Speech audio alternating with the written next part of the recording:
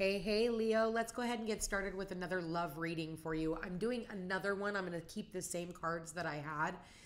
But in the last reading, I could not stop sneezing. So I'm going to hope that I can get through your reading again without that. So the first card out as the overall energy, we have sexual union. And it says, honor the place in one another where you are one eternal soul, for there you will find true bliss. The next card out, we have twin flames, your passion ignites. Then we have criticizing one another will only lead to further unhappiness. Love and accept each other as you are, and your relationship will magically transform. The next card out, we have beware of what you are projecting, for the qualities you admire in one another are qualities you both possess.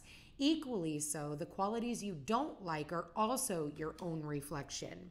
Then you've got playfulness to recapture romance, allow your inner youthful fun to shine.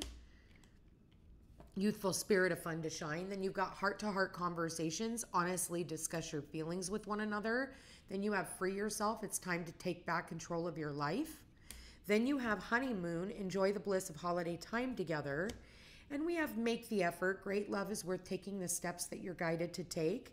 And then we have codependency. Addictions are affecting your romantic life.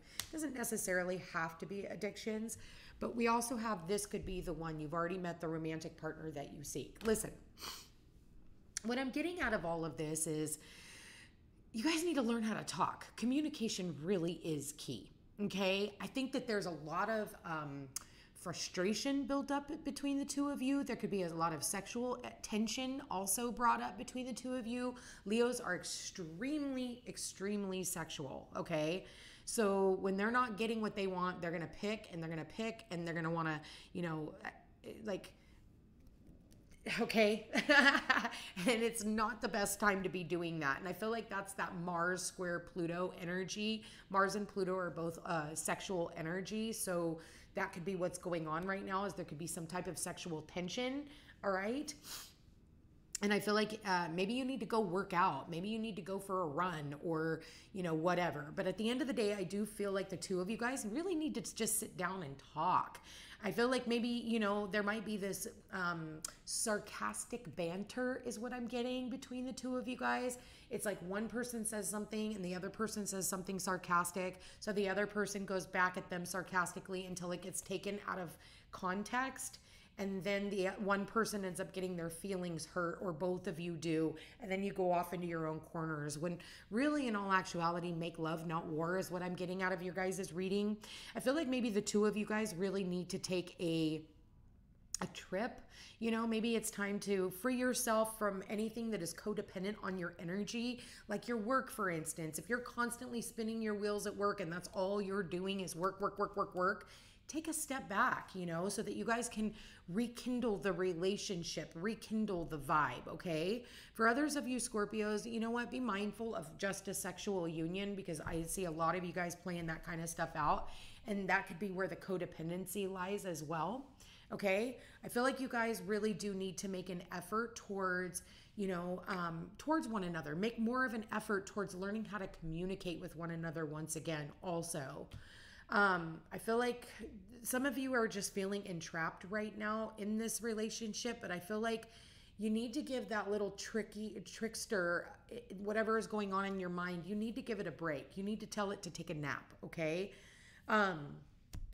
What we have going on here with the energies too is we've got Cupid, and it says, love is in the air when Cupid's around. So like what I was saying earlier, make love, not war. Okay? Make love, not war. Then it talks about the moments. And it says, think of a special moment that brought you much joy with your partner. And I think that there was a moment when the two of you guys, maybe you guys were traveling and you guys were just, nobody knows you, so you guys can act silly. Like, that's what I'm getting from the two of you, is just being able to act silly when you guys are off on vacation. It's almost like when you're home, it's like, very business-esque. But when you're out and about, it's like that's when you can let your hair down, when you're not in your community and there's not other people like dictating your relationship with, with what their needs are, what their wants are, or any of that kind of stuff. So then we have the next card out and it says rejoice. Embrace your loving connection and rejoice. Okay. So I really do feel like Leos, whoever it is that I'm tapped into, look at this. Look at this. They're just really like playful right now, enjoying life. All right. Loving on one another. Okay. But this is a very intense connection. Intense sexual connection. The intensity of a true soul connection includes great highs and great lows. But I feel like at the end of the day, there really is a lot of love in this relationship for the two of you. I feel like you just need to let the weight of the world, like let it down, let it go. It's not your cross to bear. I feel like we just need to have more fun times with one another and stop picking on one another. Stop it. You're feeling as the feminine is feeling like they're not heard, like the masculine just doesn't hear what they're saying. And I feel like the masculine needs to be making more of an effort towards his feminine to make her feel safe, because I feel right now the feminine, and I'm seeing that as the feminine in here, that the feminine is the one who is feeling like not appreciated. She's almost getting agitated, like she's feeling like she's stuck in the, like she's stuck. And